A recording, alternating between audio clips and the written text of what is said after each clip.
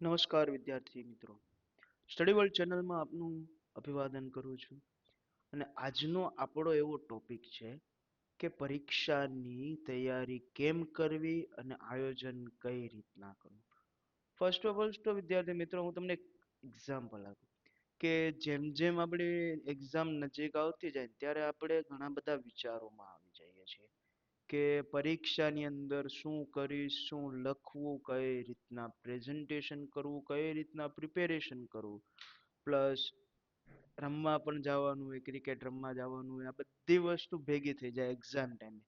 અને હમણાં તે અત્યારે ગણપતિ બાપાનો ઉત્સવ ચાલુ છે. એ ઉત્સવ પૂર્ણ થયા બાદ થોડાક સમયમાં નવરાત્રીનો ઉત્સવ આવશે. નવરાત્રી, મિડ નવરાત્રી અથવા નવરાત્રી પતતા તરત જ તમારી શાળાઓમાં એક્ઝામ્સ ચાલુ થશે.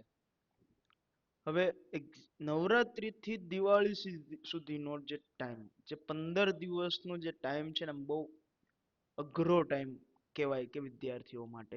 અને એમાં તે જે ધોરણ 8, 9, 10માં જે વિદ્યાર્થી સ્ટડી કરતા હોય એ લોકોને તો થોડુંક ડિફિકલ્ટ લાગવાનું જ છે. એનું એક રીઝન છે કે આપણે સૌથી પહેલી વસ્તુ ભૂલ ક્યાં કરીએ છીએ કે ફર્સ્ટ ડે થી સ્ટેબિલિટી ચાલુ કરી દેવાની. મતલબ કે ફર્સ્ટ ડે થી તમે મહેનત ચાલુ કરી દો. અને હું એવું નથી કહેતો કે તમે પહેલા દિવસથી ગધેડાની જેમ વાંચ્યા કરો, કેમ કે મારું માનવું એવું છે અને મારું સજેશન પણ એવું છે વિદ્યાર્થીઓ તમને, કે ક્યારેક ગધેડાની જેવી મહેનત નહીં કરવાની. Always smart work. Smart work કઈ રીતના કરવું? તો એક વસ્તુ વિચારો કે તમને એમ કીધું કે ભાઈ આ 5 સવાલ છે, કાલ સાંજ થાય અથવા આજ સાંજ સુધીમાં તારે મને મોઢે કરીને આપવાનું. નો ડાઉટ સ્કોલર સ્ટુડન્ટ હશે એ તો તૈયાર કરી જ લેવાનું છે, કેમ કે એની તો વિચાર ક્ષમતા, યાદ શક્તિ બધું જ ઓકે છે. પણ જે ડલમાં ડલ સ્ટુડન્ટ છે તે શું 5 સવાલ પ્રિપેરેશન કરીને આપશે? લોંગ ક્વેશ્ચન હોય, 4-5 માર્ક્સમાં પૂછાય એવા હોય, તો એ ક્વેશ્ચન શું એ તૈયાર કરીને આપશે? પહેલી વસ્તુ કે એ છોકરો વાંચવા બેઠો હશે. જો એ છોકરો વાંચતો હશે એટલે કોઈ ફ્રેન્ડ આવીને કહે છે ચાલ ને ભાઈ ક્રિકેટ રમવા જઈએ, એટલે આપણા મનની અંદર પેલો લાડવો એમ ફૂટે કે ચાલો કાંઈ નહીં, સરને હજી સાંજે મોઢે આપવાનું છે ને, ત્યાં 1-2 કલાક ક્રિકેટ રમી આવું, આવીને પછી તૈયારી કરીને આપી દઈશ સાંજે મોઢે. ઓકે ચાલો, એટલે આપણે ક્રિકેટ રમવા વયા ગયા. શું ઘટના બને આખી કે પહેલા તો ફર્સ્ટ તો આપણને એમ થાય કે ચાલો આપણે ક્રિકેટ રમવા વયા ગયા, ઓકે ચાલો કોઈ નહીં, 2 કલાક માઇન્ડ ફ્રેશ થઈ ગયું. પછી પાછા આવીને ત્યારે એવું થાય કે હજી ટાઈમ તો ઘણો છે, કે 7 વાગે ટ્યુશનમાં જવાનું છે, 7 વાગવામાં હજી 4 કલાકની વાર છે. તો 7 વાગવાને કલાકની વાર હશે કે 2 કલાકની વાર હશે ત્યારે હું વાંચીશ. Okay done. તો સેકન્ડ થિંગ આપણે એવું વિચારીએ કે હજી બે ટાઈમ છે આપણી પાસે, પણ એની જગ્યાએ થોડુંક ઊંધું કર્યું હોય તો નો ડાઉટ કે તમે 2 કલાક ક્રિકેટ રમવા ગયા, ઓકે ચાલો ડન. પણ એની વચ્ચે અથવા 2 કલાક રમીને આવ્યા એટલે તમારું માઇન્ડ ઓલ ફ્રેશ હશે, તો તમે 1 કલાક ખાલી ઓનલી ફોર રીડિંગ કરો. જે 5 ક્વેશ્ચન તૈયાર કરવાના છે એનું ખાલી રીડિંગ કરો. એક વખત રીડિંગ થઈ ગયું, ઓકે ડન. ચાલો પાછું 30 મિનિટનો બ્રેક લઈ લો. બરાબર, 30 મિનિટ કાંઈ નહીં, બસ મસ્ત ટીવી જોયું, મૂવી જોયું, ઓકે ચાલો પાછું. હવે જે ક્વેશ્ચન તમે વાંચ્યા છે, 5 ક્વેશ્ચન તમને આપેલા છે, એ તમે વાંચેલા છે, તો તેને એક વખત એવું વિચારો કે ચાલો ભાઈ મને મોઢે થઈ ગયા છે તો મારે આને લખવા પડશે. તો એ ક્વેશ્ચનને તમે લખવાની ટ્રાય કરો. ના યાદ હોય તો કોઈ ઇશ્યુ નથી, કે કોઈ આપણને ફાંસીએ લટકાવી નથી દેવાનું, પણ એટલીસ્ટ તમે ટ્રાય કરશો ને તો તમારામાં એક કોન્ફિડન્સ આવશે, સેલ્ફ કોન્ફિડન્સ આવી જાય કે ચાલો ભાઈ નહીં, હું કોઈ પણ વસ્તુ કરી શકું છું.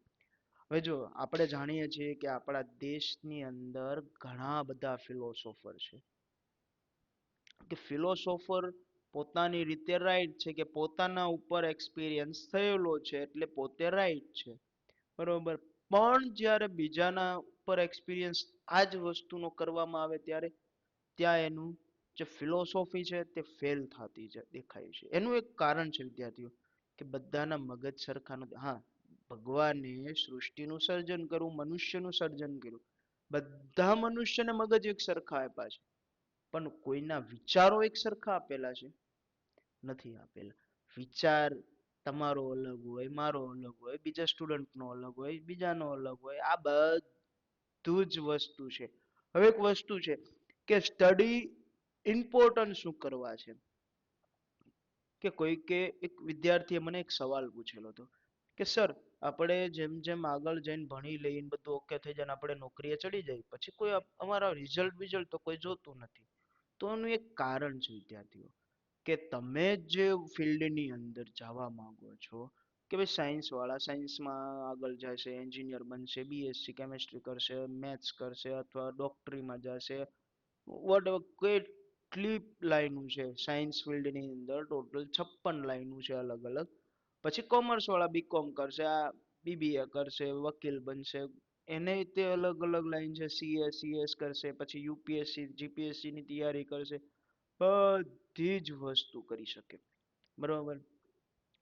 હવે રહી વાત પ્રિપેરેશન કઈ રીતના શરૂઆત કરવી, તો એક સિમ્પલ થિંક થી ચાલુ આપણે કરીએ વિદ્યાર્થીઓ કે જો તમને પ્રિપેરેશનમાં કોઈ પણ અડચણ આવતી હોય કે તમને વાંચવા બેસો તો એક જગ્યાએ બેસાતું નથી કે વાંચેલું યાદ નથી રહેતું.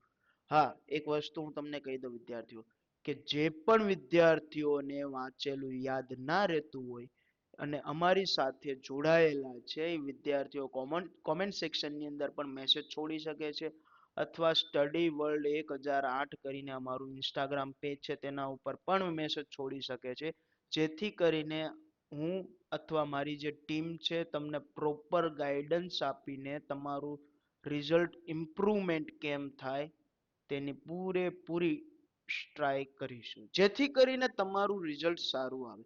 હવે એક વિદ્યાર્થી મિત્રો એક વસ્તુ તમને જણાવું કે તમારું 10માની શરૂઆત થઈ ચૂકી છે કે 11 સાયન્સ વાળાને તો અત્યારે બોર્ડમાં એક્ઝામિનેશન નથી, પણ 12 સાયન્સની પણ શરૂઆત થઈ ગઈ છે, 12 કોમર્સની પણ શરૂઆત થઈ ગઈ. તો તમારે કેલેન્ડર બનાવી નાખવાનું. આપણે ઘરે નોર્મલી કેલેન્ડર તો છે જ કે ભાઈ આ કેલેન્ડર છે, તો એક કેલેન્ડર ઉપર રિઝલ્ટનું ટાર્ગેટ મારી દેવાનું. હા, જે સ્કોલર સ્ટુડન્ટ છે એ તો કવર કરવાના જ છે, કોઈ 98%, 96%, 90%, પણ ડલ વિદ્યાર્થી એ પણ જો આ ટાર્ગેટ મૂકશે ને તો ડેફિનેટલી 70, 75 તો આરામથી આવશે. હા, એક વસ્તુ છે કે તમે ટાર્ગેટ મારી દીધો કે ચાલો ભાઈ મારો આ ટાર્ગેટ છે, મારે આ અચીવ કરવાનું છે, બસ રોજ ટાર્ગેટ જોવાથી ટાર્ગેટ અચીવ નહીં થાય, પણ ટાર્ગેટ માટે મહેનત કઈ રીતના કરવી એના ઉપર મેઇન વસ્તુ છે. કે હવે તમે 95% નો ટાર્ગેટ રાખ્યો છે વિદ્યાર્થીઓ, તો 95% સુધી પહોંચવા એટલીસ્ટ આપણને ખ્યાલ છે, આપણા પેરેન્ટ્સને પણ ખ્યાલ છે કે ભાઈ આ તો 95%, 9માં 55% લાવતો હોય તો એ 95% પહોંચવાનું. પણ આપણે આપણા મનને એવું રાખવાનું કે મારે 95% સુધી મહેનત કરવી છે, તો તમે 95% સુધીની મહેનત કરશો ને ત્યારે 70, 75 સુધી આરામથી તમે પહોંચી જશો. પણ મહેનત તમારે 95%ની કરવાની. એનું એક કારણ છે કે લક્ષ્ય જેટલો મોટો એટલું એની પાછળ જવાની આપણામાં તાકાત આવે. અને અત્યારના છોકરાઓને તો શીખવાડવું જ નથી પડતું કે તમે તમારા જે કોમ્પિટિટર હોય, હવે આપણે બાઇક ચલાવતા હોય, એક રાઈડર બીજા રાઈડરને સામું જોતો હોય કે ભાઈ આ બાઇક લઈને બાજુવાળો જાય છે, મારાથી આગળ નીકળી જાવ, મારાથી આગળ કેમ નીકળે, હું એની આગળ નીકળું. તો આપણે એની આગળ નીકળવાનો સંપૂર્ણપણે પ્રયત્ન કરીએ છીએ. એવું નથી કે થોડેક સુધી જ્ઞાન છોડી દીધું, પણ સંપૂર્ણપણે પ્રયત્ન કરીએ છીએ, કારણ કે આપણામાં તાકાત છે કે કેપેબિલિટી છે, એબિલિટીના કારણે આપણે એનાથી આગળ નીકળી શકીએ. તો એક વસ્તુ યાદ રાખજો વિદ્યાર્થીઓ કે કોઈ પણ સ્ટુડન્ટ, ઇવન તમે કોઈ પણ વિદ્યાર્થી ડલમાં ડલ છોકરો પણ છે ને, બધાના મગજ એક સરખા છે કે ક્યારે કોઈનું મગજ વધારે ચાલે, કોઈનું મગજ ઓછું ચાલે. હા, કોઈનું કયા કામમાં વધારે ચાલતું હોય ને એના ઉપર ડિપેન્ડ કરે કે તમે કઈ રીતના તમારા મગજનો ઉપયોગ કરો છો. હવે જો બીજી વસ્તુ વિદ્યાર્થીઓ કે ધોરણ 10 અને ધોરણ 11 અને 12 સાથે સાથે 8 9 પણ લઈ જ લેવાય કે નવરાત્રી પતતા તેઓ લોકોની એક્ઝામ આવવાની છે. હવે એક્ઝામનું શિડ્યુલ તમારું કઈ રીતનું છે કે કયું પેપર પ્લસ માઇનસ છે કઈ રીતના છે, હવે આપણી ચેનલ દ્વારા એવા ડલ સ્ટુડન્ટોને પ્રોવાઈડ કરવામાં આવશે કે આઈએમપી ક્વેશ્ચનો કે જે તેમને સ્કૂલની શાળાકીય એક્ઝામની અંદર પણ લાગુ પડશે, પછી બોર્ડ લેવલની જે એક્ઝામ આવશે તેમાં પણ કાર્યરત રહેશે અને એ એક્ઝામિનેશનની અંદર સારામાં સારો સ્કોર પણ કરી શકશે. અને જેમ બને એમ વિદ્યાર્થીઓ કે ચેનલને સબસ્ક્રાઇબ કરો, ફોલો કરો અને વિડીયો જુઓ જેથી કરીને તમને નવું નવું નોલેજ ઇન્ક્રીમેન્ટ થાય.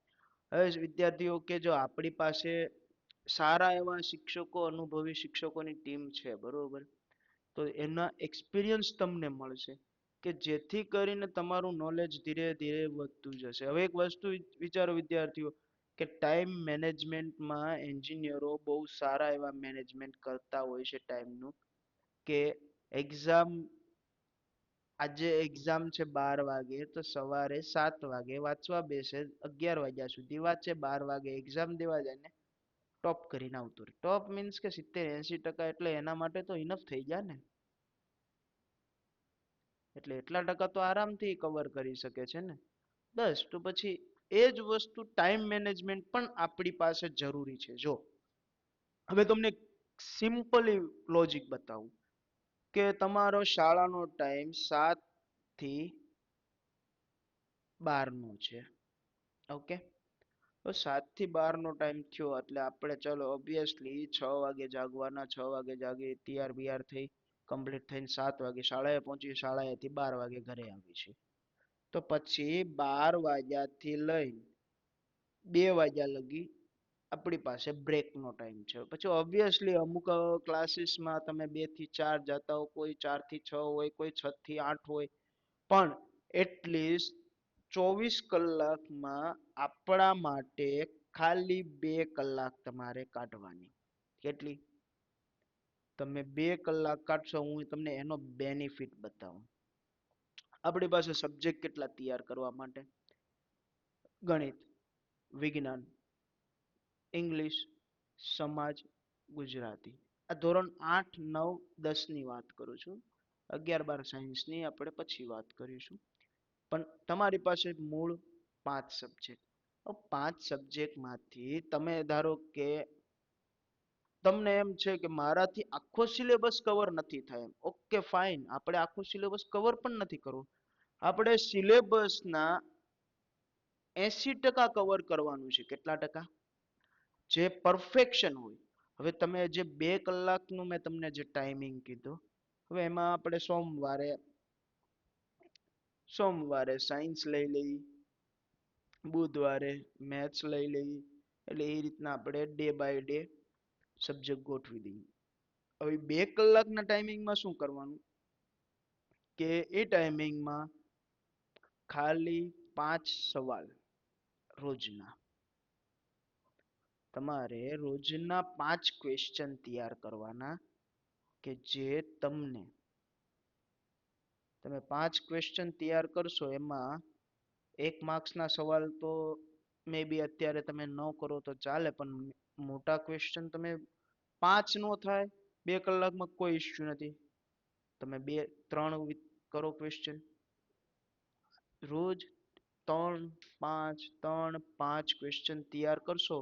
જ્યારે તમારો એક્ઝામનો ટાઈમ આવશે ને વિદ્યાર્થીઓ, ત્યારે હું ગેરંટી સાથે તમને કહું છું કે તમે આની ઉપર અથવા આની આજુબાજુ તો હશો ને હશો. જે ડલ વિદ્યાર્થી છે એની વાત કરું, સ્કોલર સ્ટુડન્ટ છે તો કોઈ પણ હિસાબે એની આ ટકાવારી પ્લસ કરવાની ટ્રાય કરશે ને કરશે.